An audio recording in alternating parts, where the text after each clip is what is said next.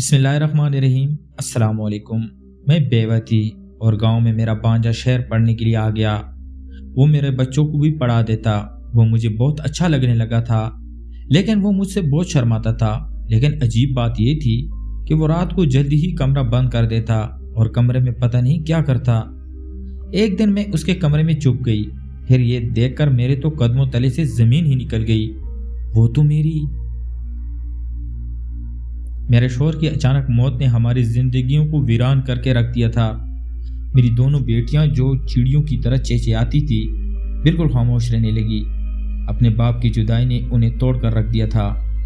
بہت ہی کم عمری میں انہوں نے اپنے باپ کو کھو دیا تھا، اور شاید ان کے باپ کی جگہ زندگی بھر کوئی نہیں لے سکتا تھا۔ وقت کسی کے لیے نہیں رکتا۔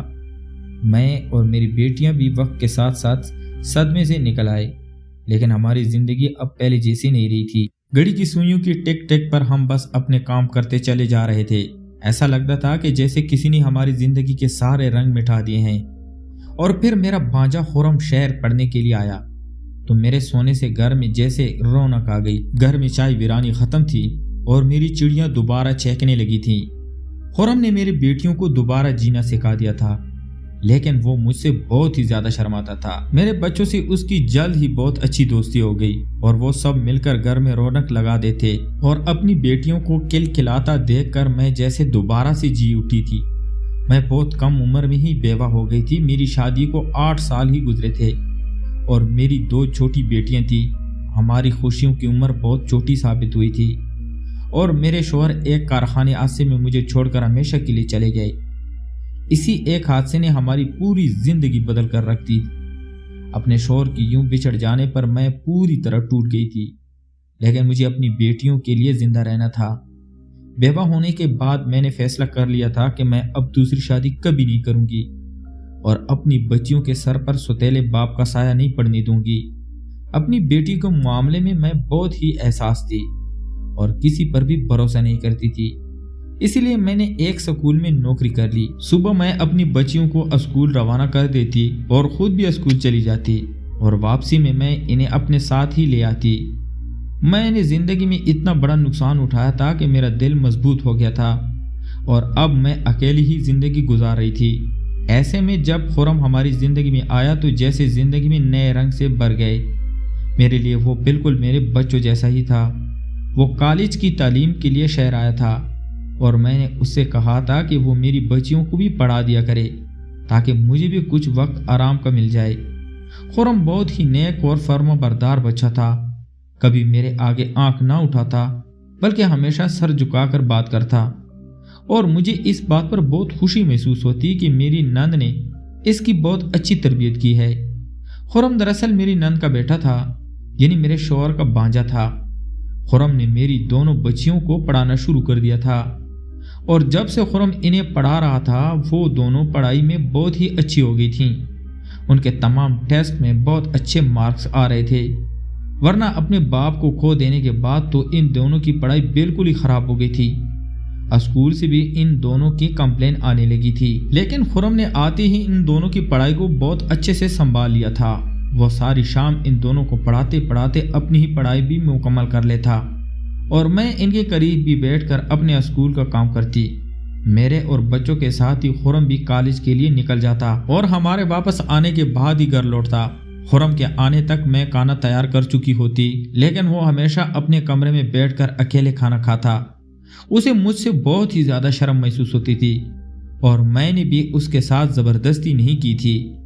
اسے آنے والے 4 سال ہمارے ہی ساتھ رہنا تھا، اور مجھے یقین تھا کہ کچھ ہی دنوں میں خود بخود وہ ہمارے قریب آ جائے گا۔ خرم کے آنے سے گھر کے چھوٹے موٹے کام بھی نپٹنے لگے تھے۔ خرم گھر کا سارا سودا بھی خود بازار سے لے کر آتا، اور کبھی کبھی تو وہ گھر کی صفائی بھی کر دیا کرتا۔ مجھے خرم میں اپنے مرحوم شوہر کی جھلک نظر آتی تھی۔ کہیں نہ کہیں وہ بالکل اپنے ماموں جیسا ہی تھا۔ جب تک میرے شوہر مراد زندہ تھے انہوں نے بھی ہمیشہ میرا اسی طرح ساتھ دیا تھا۔ وہ گھر کے کام کاج میں بھی میرا ہاتھ بٹاتا تھا۔ انہیں بھی خرم کی طرح چھوٹی چھوٹی باتوں کا خیال رہتا تھا۔ میری اور مراد کی لو میرج تھی۔ مراد بھی اپنے بھتیجے کی طرح ہی شہر پڑھنے کے لیے آیا تھا، اور کالج میں ہم دونوں کی دوستی ہو گئی تھی، लेकिन इस वक्त मुराद का यहाँ कोई रिश्तेदार नहीं था, इसीलिए मुराद हॉस्टल में रहता था। 4 साल तक मैं और मुराद एक दूसरे के साथ मोहब्बत के रिश्ते में बंधे रहे और जैसे ही तालीम मुकम्मल हुई तो मुराद ने अपने घर वालों से मेरे बारे में बात की और सब कुछ राजी खुशी तय हो गया। मेरे घर वाले तो पहले से ही मुराद को जानते थे क्योंकि मैं ज़्यादातर मुराद की ही बात किया करती थी। इसलिए जब मुराद के घर वाले रिश्ता लेकर आए तो मेरे अब्बू ने फ़ौरन ही हाँ कर दी। जिस दिन मैं मुराद की दुल्हन बनी मुझे ऐसा महसूस हुआ जैसे मेरी ज़िंदगी मुकम्मल हो गई। मुराद का साथ मेरी ज़िंदगी का सबसे खूबसूरत लम्हा था। अपना घर छोड़कर मैं मुराद के घर चली आई थी और इसके बाद मैंने कभी पीछे पलट कर नहीं देखा था, बल्कि आने वाले हर पल को मुराद के साथ बहुत ही खूबसूरत बनाया था। शादी के 8 सालों में खुदा ने हमें 2 प्यारी प्यारी बेटियों से नवाज दिया था।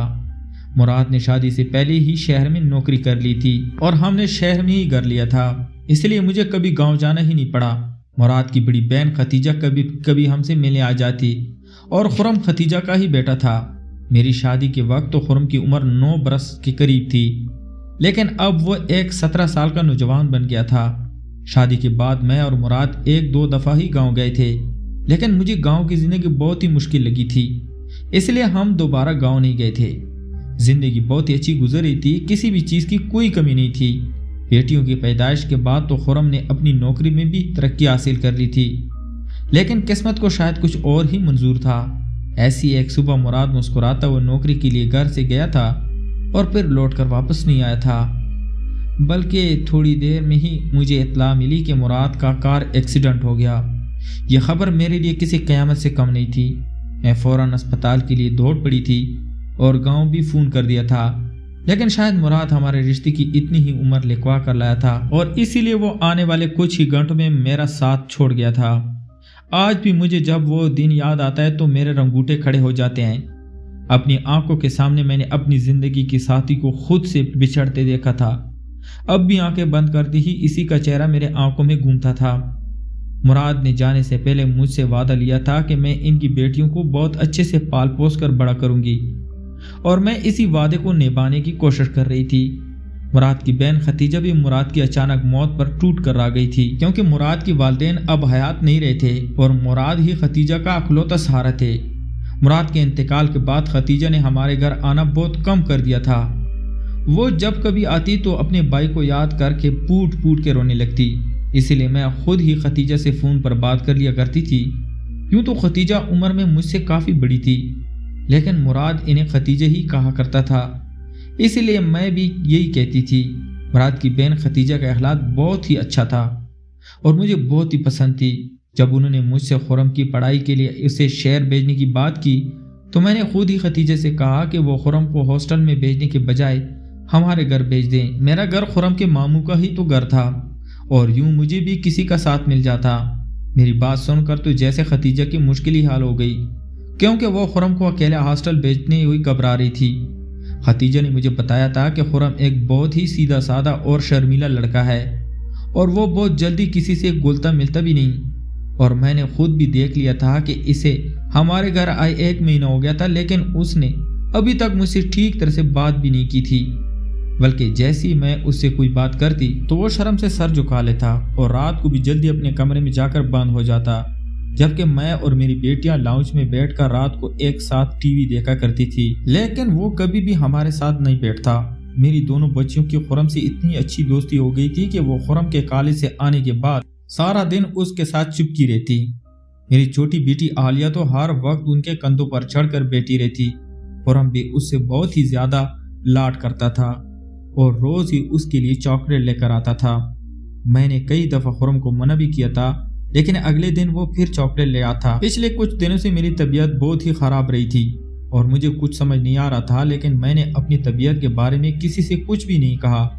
मैं किसी को भी परेशान नहीं करना चाहती थी और ना ही मैं स्कूल से छुट्टी कर सकती थी, इसलिए मैं किसी न किसी तरह खुद को घसीट कर काम काज करने की कोशिश कर रही थी। लेकिन हर गुजरते दिन के साथ मेरी तबीयत मजीद खराब हो रही थी। जब रात के वक्त मेरी तबीयत कुछ ज्यादा ही खराब महसूस होने लगी तो मैं अपने कमरे से बाहर निकल आई। मुझे अपना दम घुटता हुआ महसूस हो रहा था, इसलिए मैं छत पर चली गई थी। छत के ऊपर कोने पर एक कमरा बना हुआ था और खुरम इसी कमरे में रहता था। मैं छत पर ही बैठ गई मेरी नजर खुरम के दरवाजे की तरफ थी। आज मुझे न जाने क्यों इस बात का एहसास हो रहा था कि हर रोज रात होती ही वो जल्दी अपने कमरे में चला जाता और फिर सुबह ही वापस निकलता, जबकि उसके कमरे में टीवी वगैरह भी नहीं था। तो वो इतनी जल्दी अपने कमरे में क्यों बंद हो जाता था? आजकल शहर कॉलेजों का माहौल कुछ ठीक नहीं चल रहा था और लड़कों को नशे का आदी बनाया जा रहा था। इसलिए मुझे अचानक ही खुरम की फिक्र सताने लगी थी। वो 17 साल का मासूम सा लड़का था जो गांव के सीधे साधे माहौल में पला पड़ा था। मेरे दिल में बार बार ये ख्याल आ रहा था कि कहीं शहर का माहौल इसे बर्बाद ना कर दे। खुरम जब तक शहर में था वो मेरी जिम्मेदारी थी, क्योंकि खतीजा ने मुझ पर भरोसा करके उसे मेरे घर भेजा था। अगर खुदा ना ख्वास्ता वो किसी गलत सोबत में पड़ जाता तो मैं खतीजा को क्या मुंह दिखाती। खुरम को हमारे घर आए 2 महीने हो गए थे, लेकिन अब तक हम दोनों के दरमियान कोई दोस्ती नहीं हुई थी और ना ही ऐसी बातचीत हुई थी कि मैं डायरेक्ट खुरम से कोई सवाल कर पाती। वो तो मुझे देखते ही शर्म से सर झुका लेता था। मैं उससे भला कैसे पूछती कि वो रात को जल्दी अपने कमरे में जाकर क्या करता है। इसलिए मैंने सोचा कि ठीक होती ही मैं खुद इस बात का पता लगाती हूँ कि खुरम आखिर अपने कमरे में बंद होकर क्या करता है। 2-4 दिन तो मेरी बीमारी की नज़र हो गए और जैसे ही मैंने खुद को थोड़ा बेहतर महसूस किया तो मुझे फिर से खुरम का ख्याल आया। और एक रात जब मेरी बेटियां टीवी देखने में मसरूफ थी और खुरम बावर्ची खाने में अपने लिए चाय बना रहा था कि मैं खामोशी से उसके कमरे में जाकर छुप गई। मुझे मालूम था कि मेरी बेटियां अगली ही 1 घंटे तक भी टीवी के आगे से नहीं उठेंगी। मुझे खुरम के कमरे में छुपे थोड़ी ही देर गुजरी थी कि जब खुरम अपने चाय का कप लिए अपने कमरे में चला आया और कमरे का दरवाजा बंद करके सुकून से बिस्तर पर बैठ गया। कुछ देर वो आराम से चाय की चिस्कियां लगाता रहा और मैं दिल में सोचने लगी कि मैं ख्वामखा ही सीधे साधे से लड़के पर शक कर रही हूँ। अगर खुरम को नशे या किसी भी चीज की लत लगती तो ऐसा कैसे होता कि मुझे पता नहीं चलता। वो मुझसे शर्माता जरूर था, लेकिन मेरी आंखों के सामने ही रहता था। मैंने सोचा कि खुरम जैसे ही इधर उधर होगा या वॉशरूम जाए तो मैं चुपके से उसके कमरे से वापस निकल जाऊंगी, क्योंकि अगर उसे ये पता चला कि मैं उस पर शक कर रही हूँ या उसकी निगरानी कर रही हूँ तो ना जाने वो मेरे बारे में क्या सोचेगा। मुझे छुपे हुए कुछ और देर गुजरी थी कि खुरम ने उठकर अपनी चाय का खाली कप साइड टेबल पर रख लिया और फिर वो अपना लैपटॉप लेकर सुकून से बैठ गया। उसका रुख कुछ इस तरह था कि मुझे उसका लैपटॉप वाज़े नजर आ रहा था, जबकि उसके कमर मेरी तरफ थी। मैंने दिल ही दिल में खुद को कोसा कि शायद रात के इस पैर में वो पढ़ाई करने में मसरूफ है और मैंने ऐसे ही उसकी जासूसी शुरू कर दी है और खुद ही न जाने उसके बारे में क्या क्या सोच लिया है। लैपटॉप खोलती ही उसने एक वीडियो लगाई और ये देखकर मेरे औसा खता हो गए कि वो वीडियो तो किसी और की नहीं बल्कि मेरी थी और अपनी ऐसी वीडियो देखकर मैं शर्म से पानी पानी हो गई। मेरा दिल चाह जमीन फट जाए और मैं इसमें समा जाऊं। मैं सोच भी नहीं सकती थी कि मैं अपने जिस पांजे को सीधा साधा और मासूम सा समझ रही थी वो ये सब कुछ भी कर सकता है। लैपटॉप की स्क्रीन पर मेरी वीडियो अभी भी चल रही थी जिसमें मैं अपने वॉशरूम में नहा रही थी। खुरम शायद बड़ी दिलचस्पी के साथ मेरी वीडियो देख रहा था और बार बार स्क्रीन पर भी हाथ लगा रहा था जैसे मुझे छूने की कोशिश कर रहा हो। उससे ज्यादा मैं बर्दाश्त नहीं कर सकती थी और मैं अपनी जगह से निकलकर एकदम खुरम के सामने आ गई थी। उसके तो वहम गुमान में भी नहीं था कि मैं रात के इस पैर अपनी बच्चियों के साथ नहीं बल्कि उसके कमरे में भी छुपी हुई हूँ। मुझे अपनी नजरों के सामने खड़ा देखकर उसने फौरन से लैपटॉप बंद कर दिया और हकलाते हुए कहने लगा, मामी आप यहाँ क्या कर रही हैं?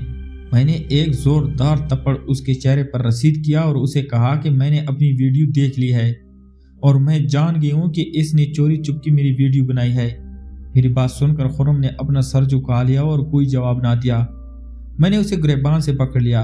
मैं जानना चाहती थी कि उसने आखिर मेरे साथ ऐसा क्यों किया, जबकि मैं तो उसे अपने घर में पनाह दी थी और अपनी बेटियों की तरह ही अजीज रखता था। मेरे लिए मेरी औलाद की तरह था। मेरे शौहर मुराद इससे बहुत मोहब्बत करते थे क्योंकि वो उनका अकुलौता बांझा था, लेकिन उसने तो मेरे एतबार की धज्जियां बेकैर कर रखी थी।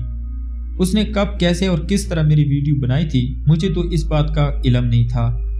और जब मैंने हद से ज्यादा सख्ती से उससे दोबारा ये सवाल किया तो वो सर झुकाए कहने लगा कि मैंने आपके वॉशरूम में एक खुफिया कैमरा लगाया हुआ है और मैं रोज आपकी वीडियो देखता हूँ। आप मुझे बहुत अच्छी लगती हैं और मैं हमेशा से ही आपको पसंद करता था। جب میں گاؤں سے آیا تو اپنے جذبات پر قابو نہ رکھ سکا اور ایک دن یہی بات میں نے اپنے کالج کے دوست کو بتائی تو اس نے مجھے مشورہ دیا کہ میں آپ کے واش روم میں خفیہ کیمرہ لگا دوں اور روزانہ رات کو آپ کو دیکھ کر سکون حاصل کر لیا کروں۔ اور ایسے ہی ایک دن میں کالج سے معمول سے کچھ پہلے گھر لوٹا۔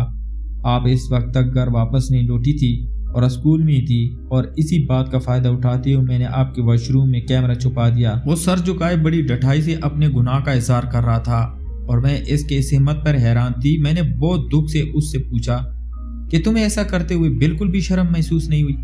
تم بھول گئے کہ میں تمہاری مامی ہوں، تم میرے لیے میرے بیٹے کی طرح ہو۔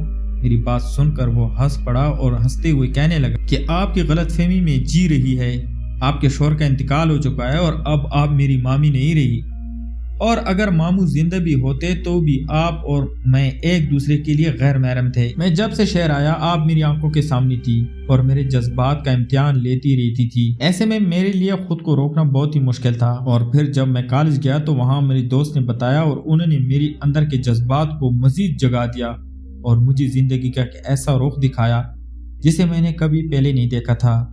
میں آپ کو مامی کی نظر سے بالکل بھی نہیں دیکھتا، آپ میرے لیے ایک عورت ہیں جس کے آگے پیچھے کوئی مرد نہیں۔ خرم کی یہ بات سن کر تو میں نے اس کے منہ پر ایک اور زوردار تپڑ رسید کر دیا تھا۔ اس نے بڑی آسانی سے مجھے سچ کا آئینہ دکھایا تھا جو میں دیکھ نہیں پا رہی تھی۔ دیکھا جاتا تو وہ ٹھیک ہی کہہ رہا تھا کہ وہ اور میں ایک دوسرے کے لیے نامحرم تھے اور مجھے اسے اپنے گھر میں پناہ دینی ہی نہیں چاہیے تھی، لیکن مجھے کیا خبر تھی کہ وہ اس طرح میرے اعتبار کو توڑے گا اور اپنی ہر حد پار کر جائے گا۔ میں نے خرم کے لیپ ٹاپ سے اپنی ساری ویڈیو ڈیلیٹ کی اور یہ دیکھ کر میرے ہاتھوں پاؤں کا کانپنے لگے تھے کہ اس کے لیپ ٹاپ میں میری بے تحاشا ویڈیو تھی۔ میں نے اسے کہا کہ وہ ابھی اور اسی وقت اپنا سامان لے کر نکل جائے کیونکہ اب میرے گھر میں اس کی کوئی جگہ نہیں تھی۔ خرم کہنے لگا کہ وہ مجھ سے محبت کرنے لگا ہے اور مجھے اپنانا چاہتا ہے۔ میں نے ایک کڑی نگاہ خرم پر ڈالی اور اس سے کہا کہ میں کوئی تماشا نہیں چاہتی، اس لیے بہتر یہ ہے کہ وہ خاموشی سے ہمیشہ کے لیے میری زندگی سے نکل جائے۔ میں نے اس سے کہا کہ میں ختیجہ کو اس کے بارے میں کچھ نہیں کہوں گی، لیکن دوبارہ کبھی وہ مجھے اپنی شکل نہیں دکھائے گا۔ میری بات سن کر خرم نے خاموشی سے اپنا سامان سمیٹ لیا تھا۔